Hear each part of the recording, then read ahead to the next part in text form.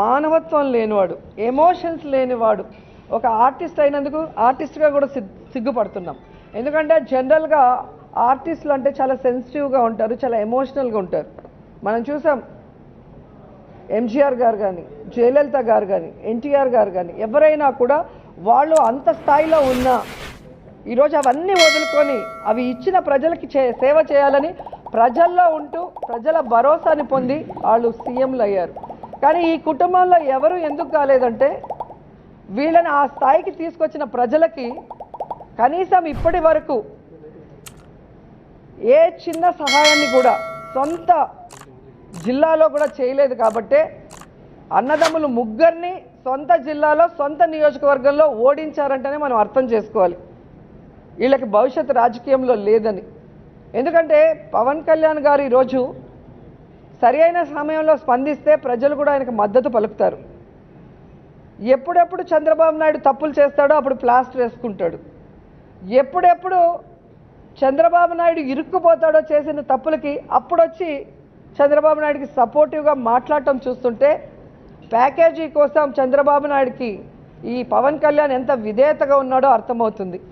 ఎందుకంటే ఈ మధ్య కాలంలోనే మీరు చూశారు ఇప్పటంలో ఏ విధంగా అయితే ప్రభుత్వ భూమిని అక్రమంగా ఆక్రమించుకొని గోడలు కడితే నోటీసులు ఇచ్చి ప్రజల ఓకే అన్నాక వాటిని కొట్టడానికి పోతే ఏదో ఇల్లు కొట్టేసినంత హంగామా మీడియాలో చేసి అక్కడికి రౌడీలాగా కారు మీద కాళ్ళు చెప్పుకొని వెళ్ళి ఇంటికో 1,00,000 ఇచ్చిన పవన్ కళ్యాణ్కి మొన్న కందుకూరులో 8 మంది చనిపోయినప్పుడు నిద్రపోతున్నాడా?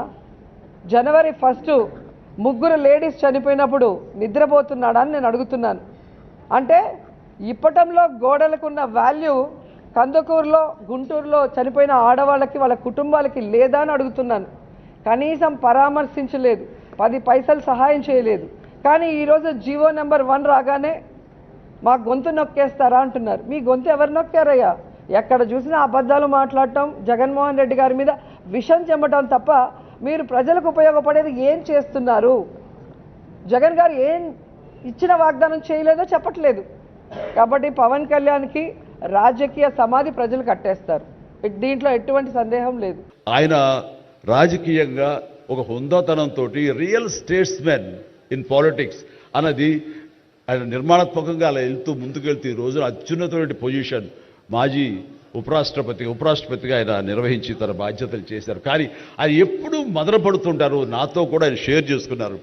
రాజకీయాలు రాను రాను ఇలాగా దుర్భాషలతోటి వ్యక్తిగత విమర్శలతోటి ఇలా దిగజారిపోతున్నాయి చిరంజీవి గారు. ఇది కాదు, ఇది ఆ హుందాతనం ఉండాలి. ఉండి కూడా ఎన్ని సాధించాం మేము. అది ఇదవుతున్నట్టు ఎంత మదన పడుతున్నారంటే వంటవని కూర్చున్నప్పుడు ఆయనతో నాతో చెప్పినప్పుడు ఇప్పుడు కూడా అలాగే అయిపోతుంది. అలా అవ్వకుండా ఉంటే బాగుంటుంది అంటే అలాంటి అవ్వకుండా ఉంటే బాగుంటుందన్న ప్రయత్నంలో నేను కూడా మిమ్మల్ని ఇన్స్పిరేషన్గా తీసుకుని నేను వెళ్ళినవాడేనండి. కానీ ఆ ధాటికి ఆ మాటలకి మాట పడటం మాట అనటం ఇది నా వల్ల కాదు, మీలాగనే. కాబట్టి నేటి రాజకీయాల్లో మనం అన్ఫిట్ అంటారా, లేకపోతే మనలాంటి వాళ్ళు ఇలాగా ఎగైన్ ప్రతిసారి ప్రతి చోటని చెబుతూ ఉంటే ప్రజలు వాళ్ళు మోటివేట్ అయ్యి అలా దుర్భాషలాడి రాజకీయంగా వ్యక్తిగతంగా విమర్శ చేసే వాళ్ళని కానీ తిప్పి కొట్టగలిగితే ఖచ్చితంగా మీరనుకున్నది నేను అనుకున్నది జరిగి తీరుతుందండి. ఒక వాజ్పేయి గారు ఆ రోజుల్లో స్టేట్స్ మ్యాన్ అంటారు. ఆయనలాగా మళ్ళీ అంత హుందాతనం మళ్ళీ మనం ఈ రోజున మనం వెంకయ్యనాయుడు గారిలో చూస్తున్నాం. అయితే ఆయన రాజకీయంగా కొంచెం విశ్రమించారు కాబట్టి ఈ రోజున ప్రజలే ఆలోచించుకోవాలి. అలాగా నోరు జారే వాళ్ళని దుర్భాషలాడుతూ వ్యక్తిగత విమర్శ చేసే వాళ్ళని తిప్పికొట్టే విధంగా నిర్ణయించే శక్తి మీకే ఉన్నది, మీరే నిర్ణయించుకోవాలని చెప్తున్నారు. ఈ రోజున రకరకాల రంగాలకు సంబంధించినటువంటి గొప్ప గొప్ప వ్యక్తులు వాళ్ళు గుర్తింపు వస్తుందా రాదా అని కాదు, అది వాళ్ళ ఇంట్రెస్ట్ కొద్ది. ఈ రోజున ఇక్కడ ఒక్కొక్కరు శిల్పకళాకారులు ఉన్నారు, అలాగే కొన్ని art forms of village rural సంబంధించిన వాళ్ళు ఉన్నారు, సమయ గారు ఇట్లాగా అలా రకరకాల కవులు ఉన్నారు. వీళ్ళందరూ కూడాను ఆ పని చేసుకుంటూ వెళ్ళిపోయి అదే మా జీవితం అదే మా ధ్యేయం అంటూ అలా ముందుకు వెళ్ళిపోయే దీంట్లో ఈ రోజున ప్రభుత్వాలు గుర్తించి వాళ్ళకి పద్మశ్రీ అవార్డులు ఇవ్వటం అన్నది, పద్మ అవార్డుతో గౌరవించుకోవడం అన్నది ఈ సందర్భంగా నేను వాళ్ళ గుర్తించినటువంటి భారత కేంద్ర ప్రభుత్వానికి నేను మనస్ఫూర్తిగా నా అభినందనలు తెలియజేస్తాను, నా సంతోషాన్ని వ్యక్తపరుస్తాను. దీనికి మరీ ముఖ్యంగా మన ప్రియతమ నరేంద్ర మోడీ గారు ప్రధానమంత్రి, ఆయన దీన్ని గుర్తించి అలాగా ఇవ్వడం జరిగింది. ఇక్కడ ఒక విషయం చెప్పొచ్చో చెప్పకూడదో తెలియదు, కానీ ఒక విషయం చెప్తాను. మధ్యాహ్నం నాకు అవార్డు మీకు ఇవ్వాలనుకుంటున్నాము, మీకు మీ కన్ఫర్మేషన్ కానీ మీ యొక్క ఆమోదం మాకు తెలియాలంటూ హోమ్ డిపార్ట్మెంట్ నుంచి ఫోన్ వచ్చినప్పుడు ఒక షాకు లోన్ అయ్యాను. అప్పటికి ముందు నుంచి స్పెక్యులేషన్స్ ఉన్నాయి, కానీ నాకు ఇవన్నీ కూడా వస్తాయి లేవో అనే దాని మీద ఎప్పుడో మీమాంస ఉండేది నాకు. వాళ్ళు చెప్పగానే సంతోషించాను. సో ఈవినింగ్ ఎన్నింటికి వస్తుందని వాళ్ళు 6-7 o'clock వస్తుంటే అప్పటి నుంచి అలా టీవీలు ముందు కూర్చున్నాను. సో కొంతసేపు చూసేసరికి రాలేదు వచ్చినాయి అని గబగ నేను సర్దుకొని కూర్చుంటే ముందు పద్మశ్రీ అవార్డులు ఒక 34-36 వచ్చినాయి. ఆ తర్వాత నెక్స్ట్ మందే కదా అనుకుంటూ అందరూ సర్దుగా రెండు పిల్లలు గొడవ చేయకుండా కూర్చోండి రే ఇష్యూగా నా పేరు వస్తుంది అంటూ కూర్చాను. అరగంట అయింది రాలేదు, గంట అయింది రాలేదు, గంటన్నర అయింది. ఓరి బాబోయ్ ఏంటిది, ఏదైనా తిరిగి ఏమైనా మారుస్తారా, మనకి వచ్చే అవకాశం లేదని చిన్న మీమాంసలో ఉన్నారు. ఆ తర్వాత వచ్చిందనుకోండి. ఆ తర్వాత ఇదే డౌట్ నేను మన వెంకయ్యనాయుడు గారి ఇంటికి వెళ్ళి నేను ఆయన గౌరవంగా ఆయన సన్మానించుకున్నప్పుడు ఆయన ముందు చెబితే ఇదంతా కూడా నరేంద్ర మోడీ గారు ఒక ఆలోచన అండి. పద్మశ్రీ అవార్డులు చాలా బడుగు బలహీన వర్గాలకు సంబంధించినటువంటి చిన్న స్థాయి కళాకారులకు వచ్చింది. ఒకేసారి వెంకయ్యనాయుడు గారి పేరు, చిరంజీవి పేరు, పద్మ సుబ్రహ్మణ్యం పేరు, వైజయంతిమాల బాలి పేరు వస్తే కనుక అది సుస్పష్ట, అది ప్రముఖంగా వేసేస్తారు. అలా వేసినప్పుడు వీళ్ళ గురించి ఎవరు చెప్పుకుంటారు? కాబట్టి వీళ్ళ గురించి చెప్పుకోవాలి అంటే గంటన్నర టైం మధ్యలో గ్యాప్ ఇవ్వండి. గంటన్నర వరకు వాళ్ళ గురించి చర్చ జరుగుతుంది. వాళ్ళు ఎవరు అంటారు, ఇక్కడ సమ్మయ్య ఎవరు, ఆచార్య గారు ఎవరు, ఇలా పేర్లని చెప్పుకుంటూ వాళ్ళ గురించి ఆలోచిస్తారు, చర్చించుకుంటారు. వాళ్ళకి గుర్తింపు వస్తుంది. అది రిజిస్టర్ అయిన తర్వాత దెన్ చిరంజీవి వెంకయ్యనాయుడు గారు నాకు ఇష్టం అన్నారు. అది నిజంగా గొప్ప ఆలోచన, గొప్ప ఇది.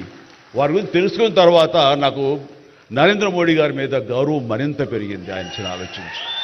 సో ఇలాంటి సన్మానం జరగటం అన్నది నాకు నిజంగా అత్యంత గౌరవంగా భావిస్తాను. నా జన్మ సార్థకమైందని భావిస్తున్నాను.